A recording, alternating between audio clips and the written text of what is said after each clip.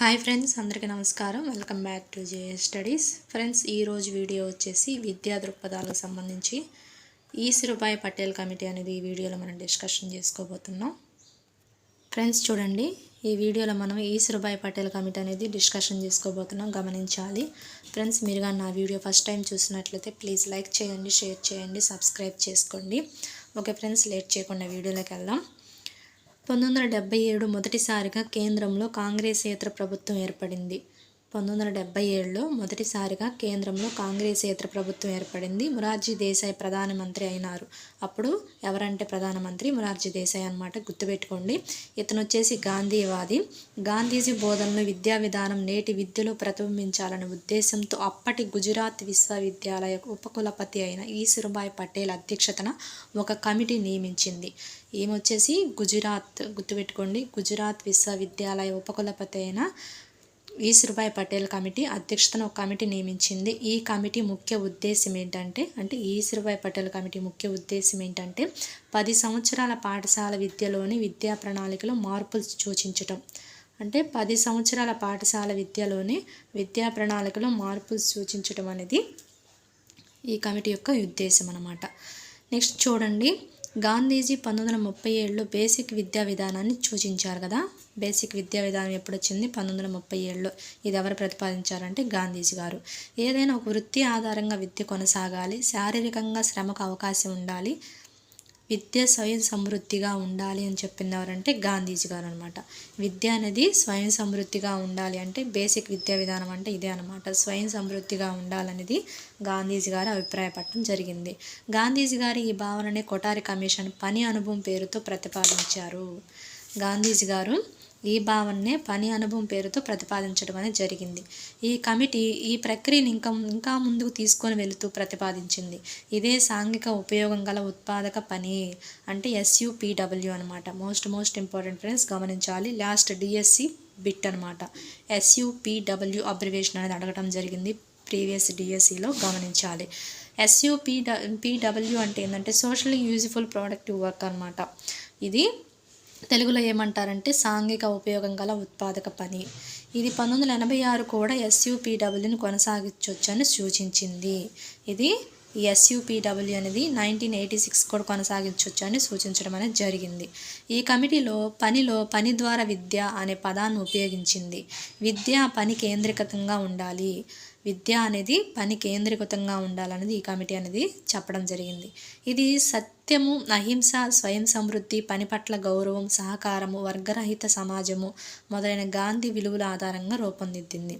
ఇది పనికి విద్యకు మధ్య గల అంతరాన్ని తొలగిస్తుంది, అభ్యసనాన్ని సమర్థవంతంగా ఉపయోగకరంగా చేస్తుంది. ఇది జ్ఞానాన్ని వృత్తితో జోడిస్తుంది, సిద్ధాంతాన్ని ఆచరణతో జోడిస్తుంది, జాతీయ ఉత్పత్తిని, స్వయం సమృద్ధిని పెంచుతుంది. ఇది వ్యక్తిత్వాన్ని వికసింపచేస్తుంది, సృజనాత్మకత సామర్థ్యాలను అభివృద్ధి చేస్తుంది. సో ఇది ఈ పని ద్వారా విద్య అనేది నేర్చుకోవడం వల్ల ఇవన్నీ మనకి వస్తాయని చెప్పడం జరుగుతుంది, గమనించాలి. ఇక్కడ ఒక పాయింట్ చూడండి, 5వ తరగతి టైం టేబుల్ వచ్చేసి 20% సమయం కేటాయించాలనేది ఈ కమిటీ చెప్పడం జరిగింది. 6 నుండి 10వ తరగతి వారానికి కనిష్టంగా 3 గంటలు, గరిష్టంగా 6 గంటల సమయాన్ని కేటాయించాలి. 5వ తరగతి టైం టేబుల్, 5వ తరగతి వరకేమో టైం టేబుల్ ఎలా ఉండాలి, 20% సమయాన్ని కేటాయించాలి వీళ్ళకి 5వ తరగతి వరకు. 6 నుండి 10వ తరగతి వారానికి గుర్తుపెట్టుకోండి, వారానికి కనిష్టంగా 3 గంటలు, గరిష్టంగా అయితే 6 గంటల సమయాన్ని కేటాయించాలన్నమాట. దీనికి ఈ పనికి SUPW అనే పనికి అనమాట ఈ టైం టేబుల్. ఓకేనా ఫ్రెండ్స్, అర్థమవుతుంది అనుకుంటున్నాను. నెక్స్ట్ చూడండి, SUPW అంటే ఉద్దేశపూర్వకంగా అర్థవంతమైన శారీరక శ్రమ ద్వారా సమాజానికి ఉపయోగపడే వస్తు సేవలు తయారు చేయడం. అభ్యసకునికి సమాజం అవసరాలకు పరస్పర సంబంధం ఏర్పాటు చేయడం వల్ల విద్య అర్థవంతమవుతుంది. ఈ పనిని ఒక ప్రణాళిక ప్రకారం నిర్వహించాలి. దీనిలో ఆధునిక పద్ధతులు కూడా జోడించవచ్చు. ఎలాంటి కార్యక్రమాలను ఎంపిక చేసుకోవాలో చూడండి. తయారయ్యే ఉత్పత్తులు వినియోగించడానికి కానీ అమ్మడానికి కానీ వీలయ్యేవిగా ఉండాలి. ఈ తయారయ్యే ఉత్పత్తులు అనేవి అవి వినియోగించడానికి కానీ అమ్మడానికి కానీ వీలయ్యే విధంగా ఉండాలని చెప్తుంది. సాంఘిక ఆర్థిక విలువలు, సేవలు. పాఠ్య ప్రణాళిక పరిస్థితులకు అనుగుణంగా మార్పు చేసుకునేదిగా ఉండాలి. అంతే కదా ఫ్రెండ్స్, పాఠ్య ప్రణాళిక అనేది పరిస్థితులకు అనుగుణంగా మార్పు చేసుకుంటూ ఉండాలి. ఒక 10 years 20 years అయ్యే బుక్స్ మనము పాఠశాలలో అనేది చదువుకోకూడదు అనమాట. అక్కడ పరిస్థితిని బట్టి పాఠ్య ప్రణాళిక అనేది మార్పు చేసుకుంటూ ఉండాలని చెప్తుంది ఈ కమిటీ. SUPW బోధనా అభ్యాసం 3 దశల్లో ఉంటుంది. SUPW అనేది బోధనా అభ్యాసం ఎన్ని దశల్లో ఉంటుంది? 3 దశల్లో ఉంటుంది, గుర్తుపెట్టుకోండి. అవేంటి చూడండి. మొదటి దశలో పిల్లలు ఇంటిలో కానీ పాఠశాలలో కానీ పరిసరాల్లో కానీ పనిని పరిశీలిస్తారు. ఇంట్లో అయినా పాఠశాలలో అయినా పరిసరాలైనా ఎక్కడైనా కానీ ఈ పిల్లలు మొదటి దశలో పనిని పరిశీలిస్తారు ఫస్ట్. తర్వాత ఆ పని గురించి సామాగ్రి, పరికరాలు, పద్ధతులపై ప్రయోగం చేస్తారు. ఈ పనికి సంబంధించిన సామాగ్రి అయినా పరికరాలైనా పద్ధతులపైన ప్రయోగం చేస్తారు.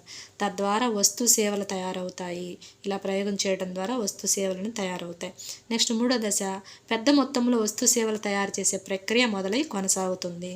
ఇక్కడ కంటిన్యూ అవుతుంది అనమాట 3వ దశలో. మొదటి 2 దశల్లో పనిలో భాగస్వాములు అవ్వటం, అంటే 1-2 దశల్లో నేర్చుకోవడం జరుగుతుంది. 1-2 దశల్లో. 3వ దశల్లో దాని ప్రతిఫలం వస్తుంది. ఇక్కడ ఫస్ట్ పరిశీలిస్తాడు, తర్వాత చేస్తాడు, ఇక్కడ అనేది ప్రతిఫలం వస్తుంది అనమాట. అది ఇక్కడ మీనింగ్ అర్థమవుతుంది అనుకుంటున్నాను. నెక్స్ట్ 1-4 తరగతుల వరకు సృజనాత్మకత, వ్యక్తీకరణ, చేతి పనులు ఉండాలి. మోస్ట్ ఇంపార్టెంట్ ఫ్రెండ్స్, గుర్తుపెట్టుకోండి. ఏ తరగతి నుంచి ఏ తరగతి వరకు సృజనాత్మకత, వ్యక్తీకరణ, చేతి పనులు ఉండాలి అంటే 1-4. ప్రాథమికోన్నత దశలో ప్రాజెక్టు రూపంలో ఉండాలి. ప్రాథమికోన్నత దశల్లో విద్య అనేది ప్రాజెక్ట్ రూపంలో ఉండాలన్నమాట. 9వ తరగతి ఆ పైన అదే పని కొనసాగించుకోవాలి. నెక్స్ట్ ఈ కార్యక్రమంలో ఉత్పత్తి చేయాల్సిన వస్తువులు 6 విభాగాలుగా వర్గీకరించారు. ఈ కార్యక్రమంలో ఉత్పత్తి చేయాల్సిన వస్తువులు ఎన్ని విధాలుగా వర్గీకరించారంటే 6 విభాగాలుగా వర్గీకరించడం అనేది జరిగింది, గమనించాలి. ఫస్ట్ చూడండి, ఆరోగ్యము, పరిశుభ్రత, ఆహారం, నివాసం, బట్టలు, సంస్కృతి, వినోదం. అండ్ లాస్ట్ వన్ సమాజ పని, సమాజ సేవ. ఇవన్నీ 6 విభాగాలుగా వర్గీకరించడం అనేది జరిగింది ఈ కమిటీ, ఈశ్వరభాయ్ పటేల్ కమిటీ. దేని విషయంలో అంటే ఉత్పత్తి చేయాల్సిన వస్తువులు ఎన్ని విభాగాలు అంటే 6. గుర్తుపెట్టుకోండి, సంఖ్య కూడా గుర్తుపెట్టుకోవాలి, అవి ఏంటి కూడా గుర్తుపెట్టుకోవాలి. ఆ 6 విభాగాలు ఏంటి కూడా గుర్తుపెట్టుకోండి, most important. I repeat once again. ఆరోగ్యం, పరిశుభ్రత, ఆహారం, నివాసం, బట్టలు, సంస్కృతి, వినోదం, సమాజ సేవ, సమాజ పని. ఇది ఫ్రెండ్స్. ఇక్కడ చూడండి, కొన్ని మిస్ అయిన పాయింట్స్ నేను ఇక్కడ రాయడం జరిగింది ఫ్రెండ్స్, గమనించండి. ప్రాథమిక స్థాయిలో బోధనా సమయం 2:30 గంటల నుండి 3 గంటల వరకు ఉండాలి. ఈ బోధనా సమయం అనేది 2:30 గంటల నుండి 3 గంటల వరకు ఉండాలి. ఏ స్థాయిలో అంటే ప్రాథమిక స్థాయిలో. నెక్స్ట్ 5వ తరగతి వరకు ఇంటి పని అవసరం లేదు. 5వ తరగతి వరకు ఇంటి పని అంటే హోంవర్క్ అనేది అవసరం లేదని ఈ కమిటీ చెప్తుంది. 1-2 తరగతుల పాఠ్య పుస్తకాలు అవసరం లేదు. 1-2 తరగతులకు పాఠ్య పుస్తకాలు అవసరం లేదు. ఒక భాష మాత్రమే, భాషకు తప్ప 1-2 తరగతుల పాఠ్య పుస్తకాలు అనేది అవసరం లేదని చెప్తుంది ఈ కమిటీ. 3 నుంచి 5 తరగతి వరకు భాష, గణితం, పరిసరాల విజ్ఞానానికి ఒక్కొక్క పాఠ్య పుస్తకం ఉంటే సరిపోతుందని చెప్తుంది అనమాట ఈ కమిటీ. ఈ మోస్ట్ ఇంపార్టెంట్, గుర్తుపెట్టుకోండి. 3 నుంచి 5 తరగతి వరకు అంటే భాష, గణితం, పరిసరాల విజ్ఞానానికి ఒక్కొక్క పాఠ్య పుస్తకం ఉంటే సరిపోతుందని చెప్పడం జరిగింది. నెక్స్ట్ చూడండి, 1-4 తరగతులకు ఆరోగ్యం, పరిశుభ్రత, తరగతి గదిని, పాఠశాల భవనాన్ని, పరిసరాలు శుభ్రపరచడం. ఇక్కడ 6 ఉన్నాయని చెప్పుకున్నాను కదా ఉత్పత్తి చేయాల్సిన వస్తువులు, వాటిని ఒక్కొక్కటి గురించి డిస్కషన్ చేసుకుందాం. ఫస్ట్ వచ్చేసి 1-4 తరగతుల వరకు ఏ విధంగా ఉండాలి, అదేవిధంగా 5 నుంచి 8 తరగతుల వరకు ఏ విధంగా ఉండాలి, 9 నుంచి 12 తరగతుల వరకు ఏ విధంగా ఉన్నదని ఈ వీడియోలో మనం డిస్కషన్ చేసుకుందాం. చూడండి, స్కిప్ చేయొద్దు. ఇంకా లైక్ చేయకుండా చూస్తున్న వాళ్ళు ఎవరైనా ఉంటే లైక్ చేయండి ఫ్రెండ్స్. ఆరోగ్యం, పరిశుభ్రత, తరగతి గదిని, పాఠశాల భవనాన్ని, పరిసరాలు శుభ్రపరచడం, కుర్చీలు, బల్లలను తుడవటం. ఆహారం వచ్చేసి కూరగాయల పెంపకం, వంట చేయడము. నిర్మాణం వచ్చేసి మెత్తగా గట్టిగా ఉండే సామాగ్రితో నిర్మాణం చేయడం. బట్టలు వచ్చేసి నూలు వడగటం, సాధారణ చేనేత, కుట్లు, బట్టలు ఉతకటం, బట్టలు కుట్టడం, చిరిగినవి కుట్టడం. ఇవన్నీ 1-4 తరగతుల వరకు నేర్పించాల్సినవి అనమాట. నెక్స్ట్ సంస్కృతి, వినోదం చూడండి. తరగతి గదిని, పాఠశాలను, ఇంటిని అలంకరించడం, పూల తోటలు, ముఖ్యమైన జాతీయ దినాలు, పండుగలు, పాఠశాల ఉత్సవాల తయారైనది చేయాలి. సమాజ పని, సమాజ సేవ చూడండి. పరిసరాలను శుభ్రం చేయడం, కంపోస్ట్ గుంట తవ్వి దాన్ని నిర్వహించడం, నీడనిచ్చే చెట్లు నాటి పెంచడం, సహకార దుకాణాలు నడపడం అనేది చేయాలి. ఇవన్నీ 1-4 తరగతుల వరకు అనమాట, గమనించాలి. నెక్స్ట్ 5-8 తరగతుల వరకు ఏమి నేర్చుకోవాలో చూడండి, ఏం నేర్పించాలో చూడండి. ఆరోగ్యం, పరిశుభ్రత ఈ విభాగానికి ఎందుకు వచ్చేసి పండ్ల పొడి, ఒంటి సబ్బు, బట్టల సోపు, డిటర్జెంట్ పౌడర్లు, తల నూనె, చీపుర్లు, చెత్త బుట్టలు, వేస్ట్ పేపర్, బాస్కెట్లు, కంపోస్ట్ ఎరువు, ప్రథమ చికిత్స పెట్టె, ఆరోగ్య పోస్టర్లు, ఆరోగ్యం పరిశుభ్రతపై చిన్న పుస్తకాలు, ఆరోగ్య కేంద్రాల్లో పనిచేయడం, పరిసరాలను పరిశుభ్రంగా ఉంచడం అనేది ఈ 5 నుంచి 8 తరగతుల వరకు నేర్పించాలన్నమాట. నెక్స్ట్ నివాసం వచ్చేసి కుండల తయారీ, తాపి పని, పాఠశాల సాధన, ఎలక్ట్రానిక్స్, బట్టల తయారీ, అల్లికలు, ఎంబ్రాయిడరీ పని, బట్టల డిజైన్, తోలు పని ఇవన్నీ నేర్పించాలి. సంస్కృతం వినోదం దీని కింద వచ్చేసి ఆట వస్తువులు, తోలు బొమ్మల తయారీ, సంగీత పరికరాల రిపేరు, ఆట పరికరాల తయారీ, ప్రింటింగ్, బైండింగ్, స్టేషనరీ తయారీ, ఫోటోగ్రఫీ ఇవన్నీ నేర్పించాలన్నమాట. ఇవి 5 నుంచి 8 తరగతుల వాళ్ళకి. నెక్స్ట్ 9 నుంచి 12 తరగతుల వరకు చూడండి. ప్రతి తరగతికి క్రింది ప్రతి విభాగం 2 ఉత్పత్తులను ఎంపిక చేసుకోవాలి. ఆరోగ్యం పరిశుభ్రత విభాగం కింద మందులు, మొక్కలు పెంచడం, వ్యవసాయ పరిశ్రమలు, పంటల విత్తనాల పెంపకం, వ్యవసాయ పరికరాలను బాగు చేయడం, నేల సంరక్షణ, ఎడారి నియంత్రణ, తోటల పెంపకం, పశు సంరక్షణ, పాడి పరిశ్రమ, తేనెటీగల పెంపకం, కోళ్ళ పెంపకం, చేపల పెంపకం, బేకరీ, చాక్లెట్ల తయారీ ఇవన్నీ 9 నుంచి 12 తరగతుల వారికి నేర్పించాలన్నమాట. నెక్స్ట్ ఆహార విభాగం కింద వచ్చేసి ఆహారం తయారీ, నిల్వ ఎరువులు, పురుగు మందుల పంపిణీ, పుట్టగొడుగుల పెంపకం, జామ్ తయారీ, ఊరగాయలు, వడియాలు, అప్పడాలు తయారీ చేయాలి.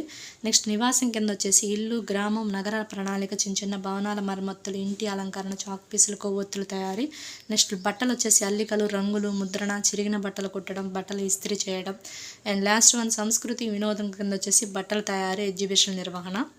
ఇది ఫ్రెండ్స్ ఎలా ఉత్పత్తి చేయాలని, ఈ వస్తువులన్నీ ఏ తరగతులకి ఎలా ఉత్పత్తి చేయాలనేది ఈ కమిటీ అనేది చెప్పడం జరిగింది ఫ్రెండ్స్. నా వీడియో కానీ మీకు నచ్చినట్లయితే ప్లీజ్ ఫ్రెండ్స్ లైక్ చేయండి, షేర్ చేయండి, సబ్స్క్రైబ్ చేసుకోండి నా ఛానల్ని. Thank you friends.